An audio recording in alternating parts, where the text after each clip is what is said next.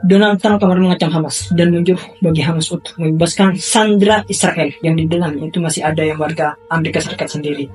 Dan Donald Trump mengatakan jika misalkan sandera ini tidak dapat dibebaskan, maka Donald Trump bisa membuat Hamas ini hancur dan mati. Tapi ingat, ini itu bukan sekedar ancaman biasa. Di balik pernyataan Donald Trump ini ada tarikan kepentingan geopolitik yang jauh lebih besar, yang mana dunia sekarang itu berada di titik yang sangat kritis. Saya katakan sekali lagi, dunia saat ini sedang berada di titik yang sangat kritis. Setelah Donald Trump kemarin ngobrol dengan mantan tahanan yang dari Hamas ya, ada 7 orang kalau nggak salah. And I myself, we believe you've been sent by God to release them. You can really help. Yes. You have the power to do it. You were our hope when we were there, and now you're their hope. Yeah. So you didn't think until I came along, you didn't think you were going to get out? No. Once Donald Trump langsung memberikan ancaman kepada Hamas dalam postingan sosial medianya, baik di Instagram, Truth, dan yang lainnya. Di sini saya membaca postingannya itu terlebih dahulu mengenai ancaman Donald Trump kepada Hamas. Di dalam postingannya itu tertulis gini, Shalom Hamas, halo dan selamat tinggal. Kata Donald Trump, Anda dapat memilih, bebaskan semua sandera sekarang, jangan nanti. Yang mana kita tahu ya, sekitar 59 sandera ini masih berada di Gaza, masih ditahan oleh Hamas. Terdiri sekitar 24 sanderanya itu diyakini masih hidup, dan 5 sandera itu diyakini berasal dari Amerika Serikat sendiri. Saya lanjutkan baca. Kekhawatiran meningkat seiring mendekatnya akhir gencatan senjata antara Hamas dan Israel. Dan segera kembalikan semua mayat orang-orang yang Anda bunuh, kata Donald Trump. Atau semuanya berakhir bagi Anda. Hanya orang sakit dan bengkok yang menyimpan mayat. Dan Anda itu sakit dan sedang bengkok. Saya mengirimkan kepada Israel semua yang dibutuhkan untuk menyelesaikan pekerjaannya. Tidak ada satupun anggota Hamas yang akan aman jika Anda tidak melakukan apa yang saya katakan. Saya baru saja bertemu dengan mantan sandera Anda yang hidupnya telah Anda hancurkan, kata Donald. Ini peringatan terakhir Anda. Bagi para pemimpin, sekaranglah saatnya untuk meninggalkan Gaza. Selagi Anda masih memiliki kesempatan. Punya garansi. Jika misalkan Hamas ini menolak permintaan Donald Trump, ada kemungkinan Amerika Serikat ini akan melancarkan serangan terbatasnya ke Gaza untuk menyerang Hamas. Serangan ini bisa saja berupa serangan udara yang terbatas yang menargetkan pemimpin Hamas atau infrastruktur militer mereka. Dan bisa juga, jika misalkan serangan ini terjadi, bisa juga mereka akan melakukan serangan berbentuk operasi militer khusus, mirip dengan yang dilakukan Amerika Serikat saat membunuh Jenderal Iran Qasem Soleimani pada tahun 2020 dulu. Donald Trump tak hanya mengancam kelompok Hamas untuk pertama kalinya secara terbuka di posting di sosial medianya, mengancam warga Gaza sekaligus dengan kematian. Yang mana Donald Trump juga bilang ini, kepada rakyat Gaza, masa depan yang indah menanti, tetapi tidak jika Anda menyandera. Jika Anda melakukannya, Anda akan mati. Ambil keputusan yang cerdas, bebaskan sandera sekarang, atau akan ada neraka yang harus dibayar nanti. Itu kata Donald Trump. Ketegangan antara Israel dan Hamas ini semakin meningkat sekarang, yaitu setelah Donald Trump yang mengeluarkan ancaman keras terhadap kelompok tersebut. Yang mana ancaman itu agar segera membebaskan para sandera Israel dengan negosiasi yang masih sangat butuh sekarang. Dengan negosiasi yang sangat butuh ini, spekulasi pun tentang kemungkinan operasi militer ini itu semakin menguat. Jika negosiasi ini gagal ya, ada beberapa langkah yang bisa diambil oleh Amerika Serikat dan Israel pada Hamas. Salah satunya ini adalah operasi penyelamatan sandera, seperti yang dilakukan oleh Israel dalam operasi Entebbe tahun 1976. Namun dengan adanya langkah ini, Gaza ini memiliki tantangan yang berbeda. Wilayah yang padat penduduk dan sistem terowongan bawah tanah yang sangat kompleks. Ini membuat operasi semacam ini jauh lebih sulit dilakukan. Selain dari langkah ini, Israel ini juga bisa meningkatkan serangan udara atau bahkan melakukan invasi darat. Namun, langkah ini lagi-lagi berisiko tinggi. Kenapa? Karena hal ini dapat menyebabkan korban sipil yang lebih banyak dan memperburuk citra internasional Israel dan Amerika Serikat di kancah global. Ada alternatif lain yang bisa dilakukan oleh Amerika Serikat, yaitu dengan cara menggunakan operasi intelijennya dan sabotase dengan bantuan Mossad dan CIA untuk menekan Hamas dan memaksa mereka membebaskan sandera yang dari Israel ini.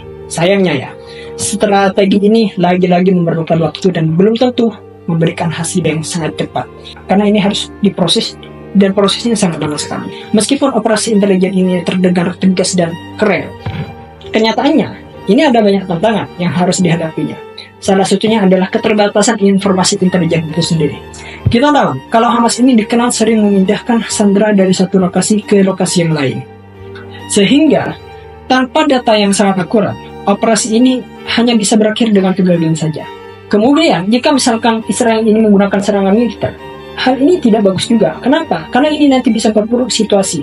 Karena Hamas mungkin akan mengeksekusi sandera sebelum pasukan penyelaman itu tiba. Hamas juga memiliki sistem pertahanan yang sangat bagus dan sangat kuat, mulai dari jaringan terowongan hingga persenjataan udara jarak pendek yang bisa menghambat pergerakan militer Israel.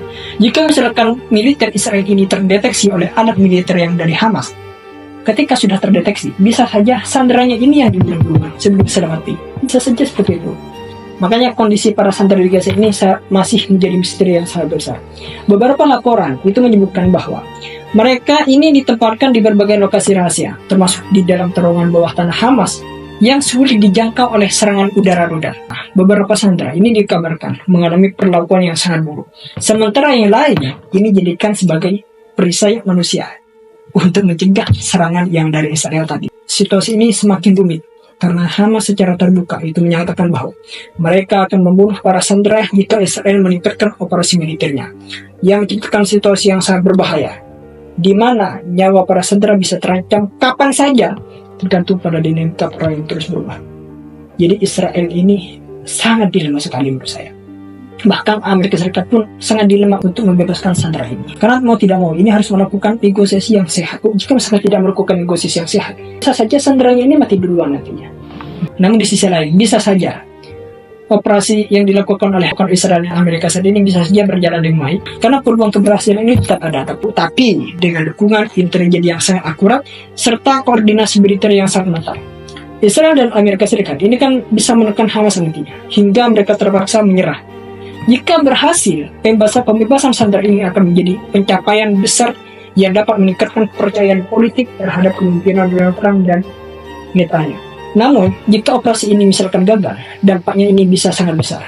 Selain kemungkinan terbunuhnya para sandera, eskalasi konflik juga bisa terjadi yang akan semakin memperburuk situasi di Timur Tengah.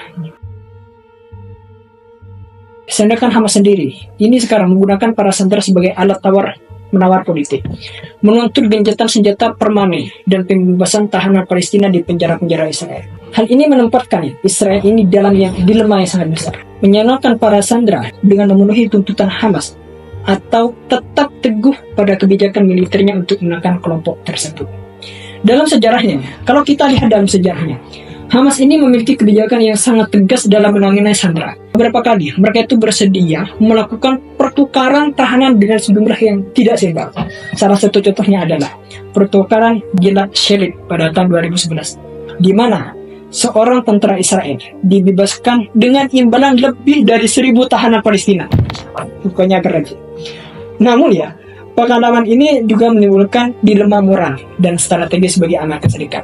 Karena takutnya dengan membebaskan ribuan tahanan Hamas yang ada di Israel sekarang, bisa saja ini akan memperkuat kembali kelompok tersebut dan memicu lebih banyak penculikan nantinya. Makanya dalam kondisi saat ini, pemerintah Israel dan Amerika Serikat ini menghadapi tekanan yang sangat besar, baik dari masyarakat sendiri maupun dari komunitas internasionalnya, untuk menemukan solusi yang tidak hanya menyelamatkan sandera, tetapi juga mencegah eskalasi konflik yang lebih berlanjut. Jika misalkan negosiasi ini akhirnya menimbulkan hasil, ada kemungkinan besar bahwa para sandera ini akan dibebaskan secara bertahap, seperti yang terjadi dalam gencatan senjata sebelumnya. Namun, jika misalkan Hamas ini bersikeras pada tuntutannya, dan Israel ini tidak mau berkompromi, maka situasi ini bisa berujung pada tindakan militer yang lebih agresif. Dalam skenario terburuk, sandera bisa menjadi korban dalam pertempuran ini, baik karena eskalasi oleh Hamas atau akibat serangan Israel yang tidak terhindarkan jika misalkan menggunakan operasi militer yang sangat besar. Di tengah semua ketidakpastian ini, tekanan dari masyarakat internasional ini semakin meningkat.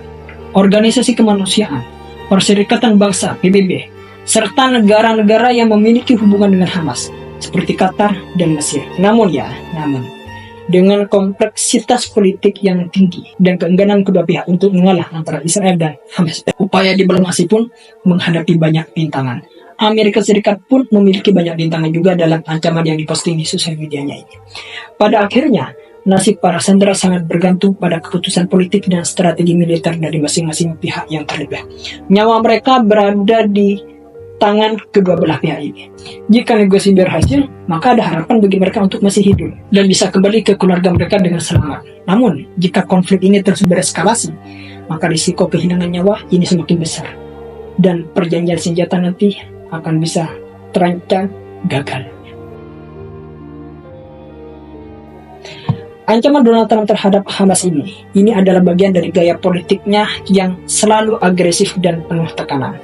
Donald Trump ini kan dikenal menggunakan retorik keras untuk menunjukkan posisi dominannya, seperti yang pernah dilakukan terhadap Iran dan Korea Utara saat menjabat sebagai Presiden Amerika Serikat dulu ya. Dari sudut pandangan politiknya, ancaman ini bisa menjadi sinyal bagi sekutu Amerika Serikat, terutama Israel, bahwa Donald Trump tetap berkomitmen mendukung mereka.